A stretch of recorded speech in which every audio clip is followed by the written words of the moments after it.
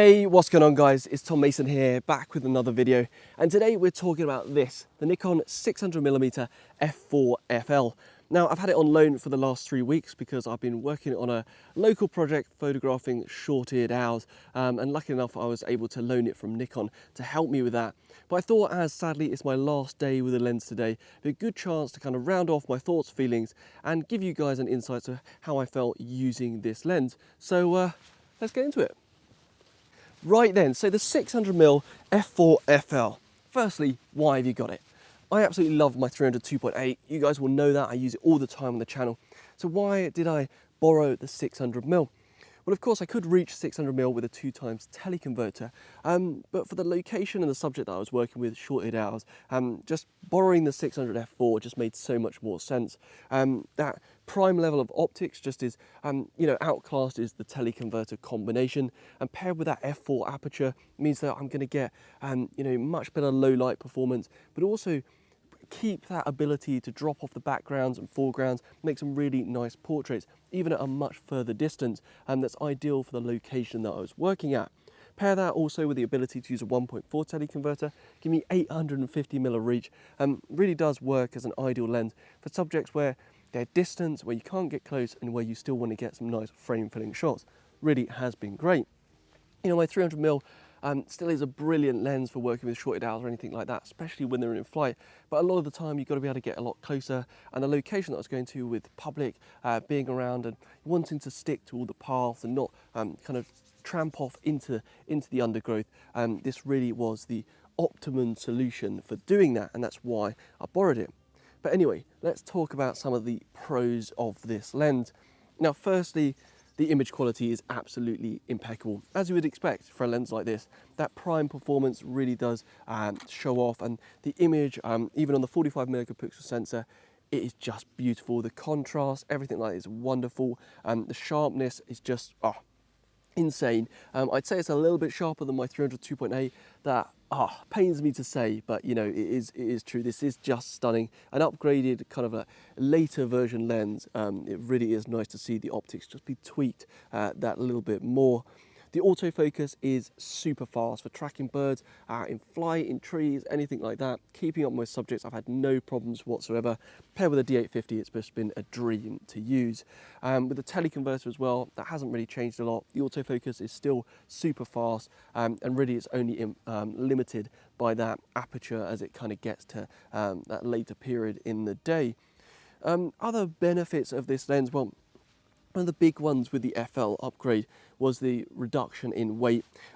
This is still a heavy lens, like don't get me wrong here, but it's so much lighter than the old version that you can, you can handhold with the 600mm. You can use it in certain situations, tracking birds and stuff like that. It's great.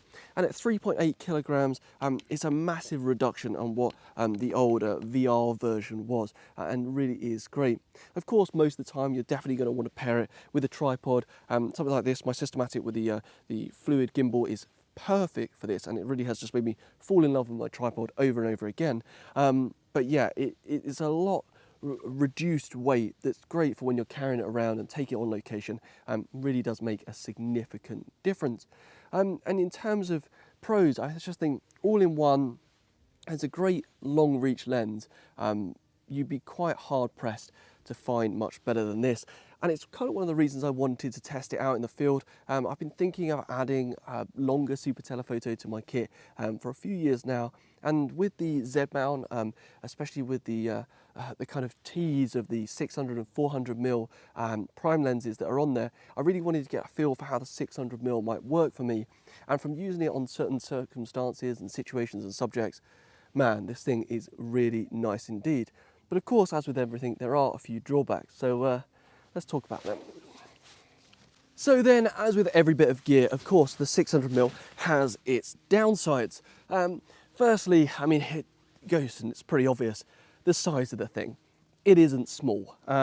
It's much larger than my 300mm 2.8, and in certain circumstances, that can be a bit of a problem. For stuff like this, when I'm in an open field, it's fine, I've got loads of space. But if I'm crawling on my front somewhere, here's a huge lens to push out in front of you, trying to kind of like hold it and move it along the ground is one hell of a thing to do. And of course, when you're moving through woodlands and stuff, it can get cool. You really do have to pick quite a wide path to get through, unless you're kind of holding it down in front of you. But most of the time, additionally, you're going to need a monopod or a tripod, and that adds to the weight as well. It's not just the size of the lens you've got to consider, it's also the extra paraphernalia that you need to really support it and use it out in the field that really goes along with this sort of lens. Of course, for certain subjects where you're waiting out in the waiting out in the field, the tripod is ideal anyway, and it really does make me love my Jitsu Systematic and the fluid gimbal. You can just control it so easily. That is brilliant. But again, it's another thing to consider and have with you. And even at 3.8 kilograms, that massive reduced weight, it still is a heavy lump. And if you're walking multiple miles at a time, it certainly is something to consider. Now, the next down point for me, that is kind of a major one in some ways, is the close focus. It only goes down to 4 meters. And for certain subjects that I work with, I want to be nearer than that. I had some time spending photographing water voles. I thought it'd be fun to use the 600mm and get some really close-up shots, some really nice intimate images. And it was quite difficult to move and get far enough away to get the shot. I did manage some really nice close-up pictures, but that 4 meter close focus was quite restricting in some ways, especially with smaller birds and things. I felt that sometimes I had to move back. Not something I tend to have a problem with my 300mm 2.8, but certainly something to consider if you work with stuff that tends to be quite close. I suppose the final downside to the 600mm that I found, well, I didn't find because I only borrowed it, is the price, and it's a significant one. If you're investing in this sort of lens, brand new, it's going to set you back about £11,500. That is a huge chunk of money for a lot of people, well, pretty much for anyone. It's super expensive, and yes, as much as the optical quality, the image that comes out of it is so worth that money as a professional photographer, there's a lot of people out there who I feel that, you could pick up a second-hand one or something like that, save a bit of money, invest in your other gear as well. You really got to know that you're going to use this every single day to really get the best out of it, so it'll be worth it. And also to kind of think that that extra reduction in weight is going to be worth the extra price. Certainly in case you use something like the 500 FL instead, it's a lot of money to spend. And it doesn't just stop with the lens, because of course you've also got to buy a really good tripod, set of legs and head. That's going to set you back at least another £1,000 as well. That's certainly something to think about if you're investing. But with the downsides out of the way, do I think it's worth it? Am I thinking about getting one? Yes. I'm really keen to see what the Z mount brings with the 600mm, and if the quality is even better than this, I'm probably going to find it quite hard to resist picking one up. But anyway, as the time is ticking, I'm going to head home, get changed and get out, because I need to go find my owls and hopefully spend a last evening photographing them. And I'll bring you behind the scenes, so let's get cracking.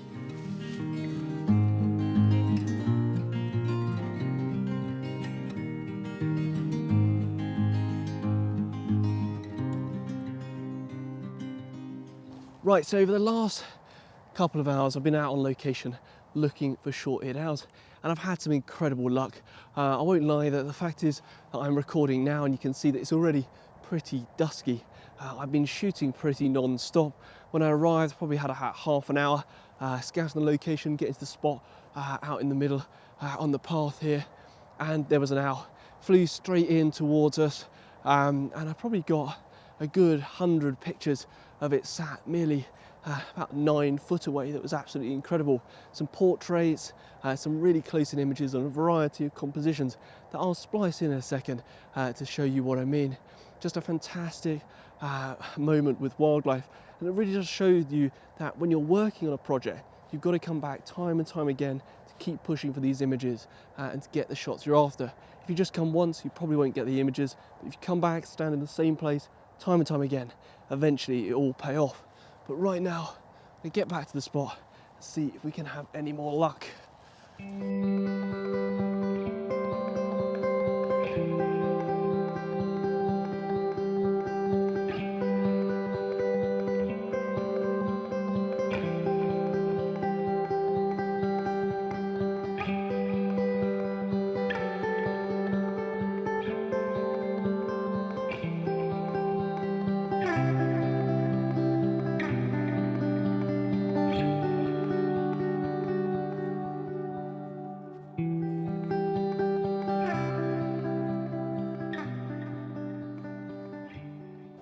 So already having had a couple of good sightings of the owls this afternoon, I left my first spot that was here and headed off to the back bit where the light kind of lingers for a little bit longer.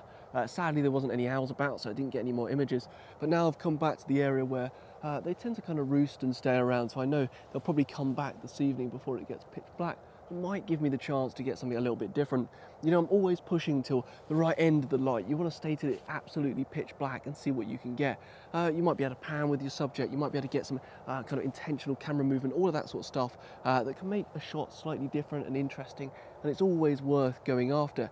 Leaving before it's pitch black is just not a great thing to do. You want to see the sighting through and make sure you've made the most of every opportunity. So in terms of the 604 then, well, how have I found it over the last couple of weeks? Well, firstly, it's a fantastic lens. The quality, the image quality, that's probably the biggest request we want from any lens, is absolutely exceptional. Paired with the D850, it really is a phenomenal bit of optic engineering.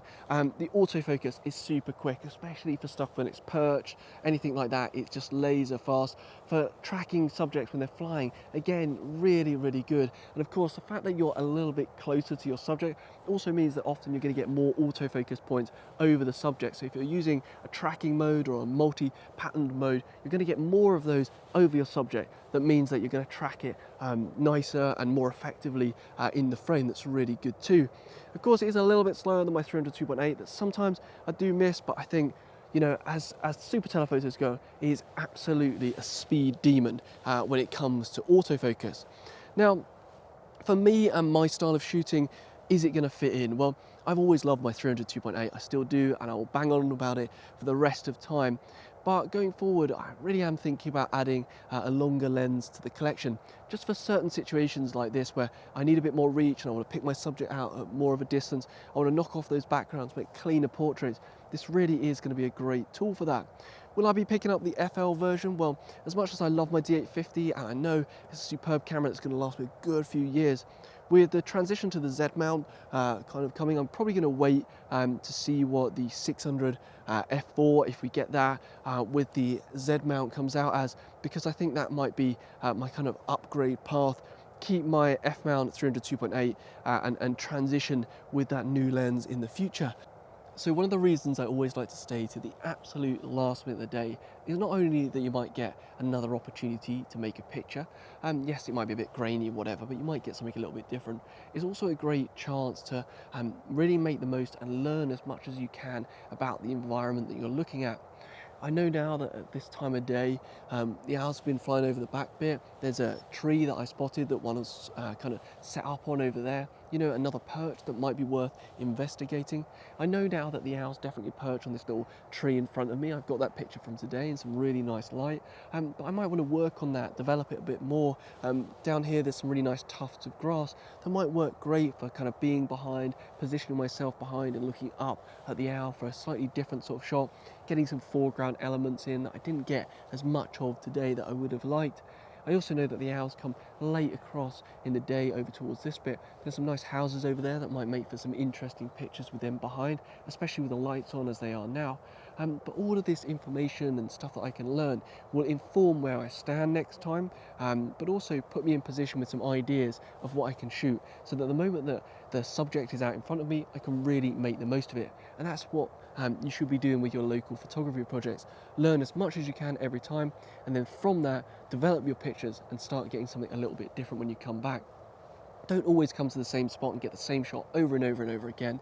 You'll just get a very boring portfolio and it won't be that interesting. Come back, work on what you've done and really develop your shots. I'll certainly help you out in the field. Right, I better get looking for these owls.